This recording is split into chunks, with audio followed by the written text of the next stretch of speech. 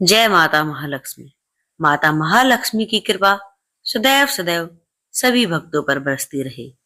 प्यारे भक्तों, आज हम सुनेंगे महालक्ष्मी व्रत कथा, जो अघन मास के वीरवार को माता महालक्ष्मी की पूजा करते हैं और माता महालक्ष्मी का व्रत रखते हैं, वह यह कथा जरूर सुने। और जो माता महालक्ष्मी की कृपा साक्षात चाहते हैं कि माता महालक्ष्मी उनके घर स्थायी रूप से वास करे, विष्णु सहित आपके घर में निवास करे और कभी आपको दरिद्रता का मुख ना देखना पड़े, तो वह कथा पूरी ही सुनेंगे, क्योंकि माता महालक्ष्मी की कथा कभी भी अधूरी नहीं छोड़नी चाहिए। वैसे तो कोई भी कथा आपको अधूरी नहीं छोड़नी चाहिए, लेकिन अगर आपने माता महालक्ष्मी की कथा अधूरी छोड़ दी तो माता महालक्ष्मी आपसे रुष्ट हो जाएंगी और दरिद्रता आपके घर पैर पसार लेंगी और फिर माता महालक्ष्मी आपके घर कभी नहीं आएंगी। तो इसीलिए भक्तों, आपसे विनती है कि माता महालक्ष्मी की कृपा चाहते हैं तो इस कथा को आप पूरा ही सुनिएगा, क्योंकि माता महालक्ष्मी कथा सुनने वाले पर बहुत प्रसन्न होती हैं और श्री हरि सहित आपके घर में निवास करती हैं। तो आइए एक जयकारा माता महालक्ष्मी के नाम का लगाते हुए कथा को सुनते हैं और चैनल को सब्सक्राइब करना भी आप बिल्कुल ना भूलें। आइए सुनते हैं। जय माता महालक्ष्मी। भारतवर्ष के सौराष्ट्र देश में द्वापर युग की यह कहानी हुई। सौराष्ट्र में उस समय भद्र सर्वा नाम के राजा थे। वे बड़े पराक्रमी राजा थे। उनकी रानी का नाम सूरत चंद्रिका था।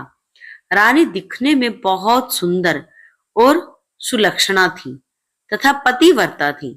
उन दोनों को 7 पुत्र तथा उसके बाद एक कन्या का वरदान मिला था। कन्या का नाम श्यामबाला था। एक बार महालक्ष्मी के मन में आया कि जाकर उस राजा के राजप्रसाद में रहे, इससे राजा को दुगनी धन दौलत की प्राप्ति होगी और वह इस धन दौलत से अपनी प्रजा को और सुख दे पाएगा। गरीब के घर आकर रहे और उसे धन दौलत प्राप्त हो तो वह स्वार्थी की तरह केवल अपने ऊपर ही खर्च करेगा। यह सोचकर श्री महालक्ष्मी जी ने बूढ़ी ब्राह्मण का स्त्री का रूप धर हाथ में लाठी लिए लाठी के सहारे रानी के द्वार तक पहुंची। यद्यपि उन्होंने बूढ़ी औरत का रूप धारण किया था, पर उनके चेहरे पर देवी का तेज था। उन्हें देखते ही एक दासी सामने आई। उसने इनका नाम धाम काम धर्म पूछ डाला। वृद्ध ब्राह्मण का रूप धारित माता लक्ष्मी ने कहा, बालिके, मेरा नाम कमला है। मेरे पति का नाम भुवनेश है। हम द्वारिका में रहते हैं। तुम्हारी रानी पिछले जन्म में एक वैश्य की पत्नी थी। वह वैश्य गरीब था। दारिद्र्य के कारण वह हर रोज घर में झगड़े करता था तथा उसका पति रोज उसे मारता था। इन बातों से तंग आकर वह घर छोड़कर चली गई तथा वन जंगल में खाली पेट भटकने लगी। उसकी इस दुर्दशा पर मुझे दया आई। तब मैंने उसे सुख संपत्ति देने वाली श्री महालक्ष्मी की कथा सुनाई। मेरे कहने पर उसने श्री महालक्ष्मी का व्रत किया। श्री महालक्ष्मी प्रसन्न हुई। उसकी गरीबी दूर हुई। उसका घर संसार दौलत संतति संपत्ति से भर गया। बाद में पति पत्नी दोनों परलोक सिधारे। लक्ष्मी व्रत करने के कारण वे लक्ष्मी लोक में रहे। उन्होंने जितने साल महालक्ष्मी का व्रत किया, उतने हजारों साल उन्हें सुख भोग मिला। इस जन्म में उसका जन्म राजघराने में हुआ, परंतु वह महालक्ष्मी का व्रत करना भूल गई है। उसे यह याद दिलाने मैं यहाँ आई हूँ।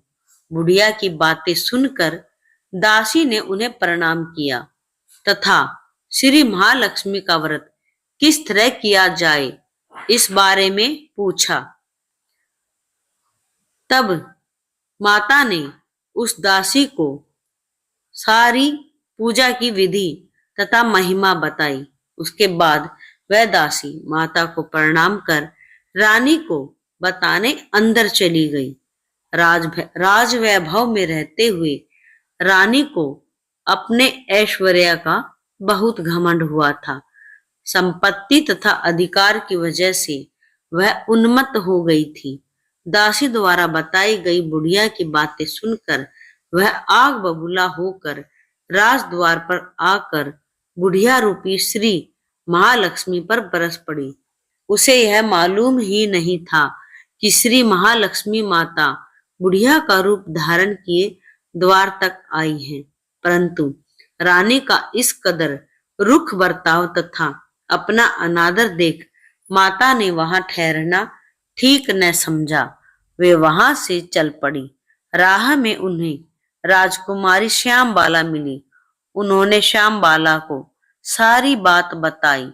श्यामबाला ने अपनी ओर से श्री माता महालक्ष्मी से क्षमा मांगी। माता को उस पर दया आई।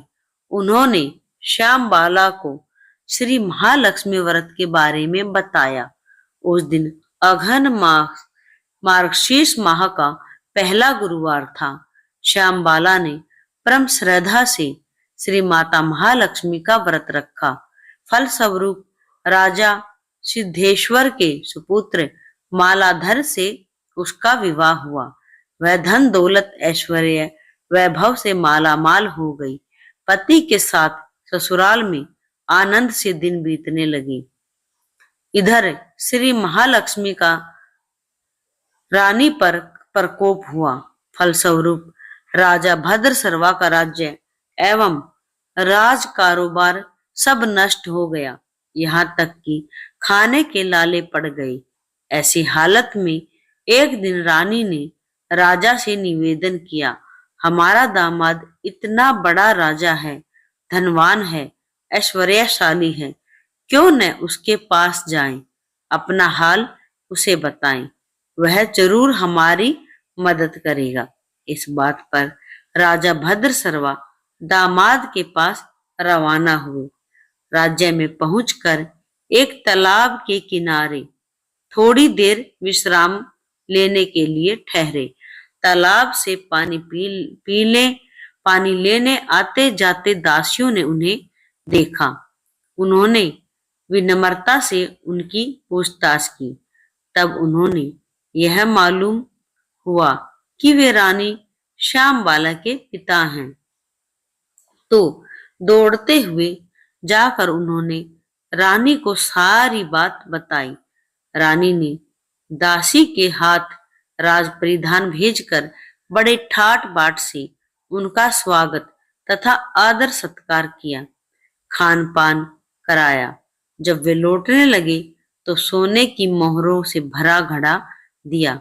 राजा भद्रसर्वा जब वापस लौटे तो उन्हें देखकर रानी सूरत चंद्रिका बहुत खुश हुई। उन्होंने सोने की मोहरों से भरे घड़े का मुंह खोला, पर हाय भगवान, घड़े में धन के बदले कोयले मिले। यह सब श्री महालक्ष्मी के प्रकोप से हुआ। इस प्रकार दुर्दशा में कई दिन बीत गए। इस बार रानी स्वयं अपनी कन्या के पास गई। वह दिन अघन माह का अंतिम गुरुवार था।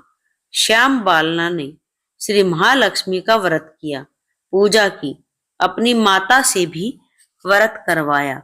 इसके बाद रानी अपने घर आई। श्री महालक्ष्मी का व्रत रखने पर उसे फिर से अपना राजपाट, धन दौलत, ऐश्वर्य प्राप्त हुआ। वह फिर से सुख शांति आनंद पूर्वक जीवन बिताने लगी। कुछ दिनों बाद राजकन्या श्यामबाला अपने पिता के घर आई।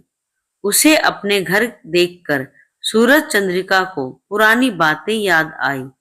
यही कि श्यामबाला ने अपने पिता को घड़ा भर कोयला दिया था। और उसे तो कुछ भी नहीं दिया था। इसी कारण श्याम बाला को पिता के घर आने पर उसका कोई आदर आतिथ्य नहीं हुआ, बल्कि अनादर हुआ। पर उसने इस बात का बुरा नहीं माना। अपने घर लौटते समय उसने पिता के घर से थोड़ा नमक ले लिया।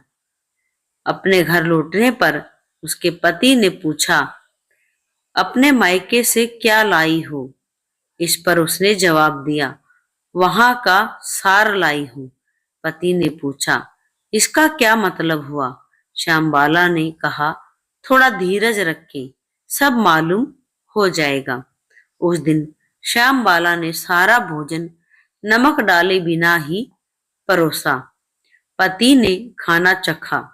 सारा खाना नमक बिना था, इसीलिए स्वाद न आया।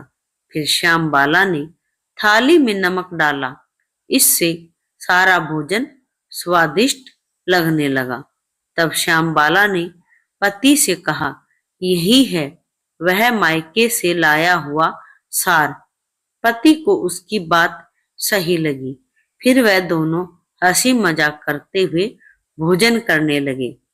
कहा गया है कि इस तरह जो कोई श्रद्धा भाव से श्री महालक्ष्मी की पूजा करे, उसे माता की कृपा प्राप्त होती है, सुख संपत्ति शांति प्राप्त होती है, सभी मनोकामनाएं पूर्ण होती हैं।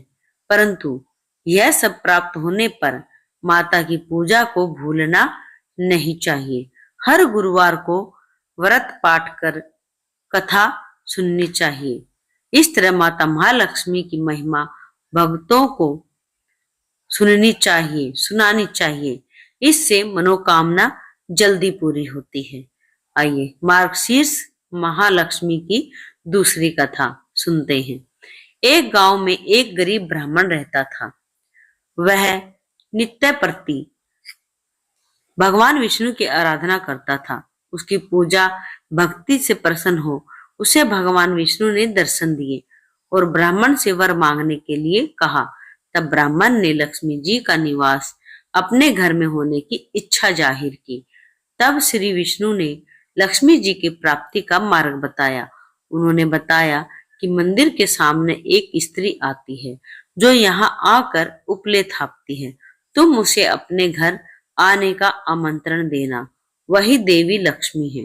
विष्णु जी ने ब्राह्मण से कहा, जब धन की देवी माँ लक्ष्मी के तुम्हारे घर पधारेंगी तो तुम्हारा घर धन और धान्य से भर जाएगा।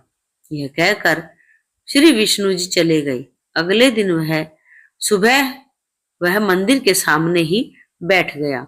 लक्ष्मी जी उपले थापने के लिए आई तो ब्राह्मण ने उसे अपने घर आने का निवेदन किया। ब्राह्मण की बात सुनकर लक्ष्मी जी समझ गई कि यह विष्णु जी के कहने से हुआ है। लक्ष्मी जी ने ब्राह्मण से कहा कि हाँ, मैं चलूंगी तुम्हारे घर, लेकिन इसके लिए पहले तुम्हें महालक्ष्मी व्रत करना होगा। 16 दिनों तक व्रत करने और 16वें दिन रात्रि को चंद्रमा को अर्घ देने से तुम्हारा मनोरथ पूर्ण होगा। ब्राह्मण ने देवी के कहे अनुसार व्रत और पूजन किया और देवी को उत्तर दिशा की ओर मुख करके पुकारा। इसके बाद देवी लक्ष्मी ने अपना वचन पूरा किया। मान्यता है कि उसी दिन से इस व्रत की परंपरा शुरू हो गई। प्यारे भक्तों, हमने सुनी माता महालक्ष्मी की व्रत कथा, अघन मास के महालक्ष्मी व्रत की गुरुवार की कथा, जिसके सुनने मात्र से ही भक्तों के कितने ही कार्य सिद्ध हो जाते हैं।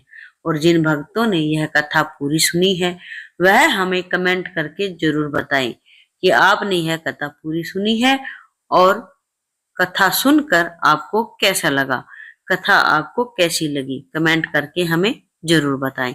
और माता महालक्ष्मी का एक जयकारा आप कमेंट में जरूर लिखें। और माता महालक्ष्मी सदैव सदैव आप सभी भक्तों की मनोकामना पूरी करे। कथा को अधूरा छोड़ने वाला हमेशा दोषी होता है, इसीलिए आप कोई भी कथा सुने उस कथा को पूर्ण ही सुने, क्योंकि पूर्ण सुनने से ही आपको जरूर शुभ फल की प्राप्ति होगी। अधूरी छोड़ने से आपको कोई लाभ नहीं होगा, उल्टा आपको दोष ही लगेगा। जय माता।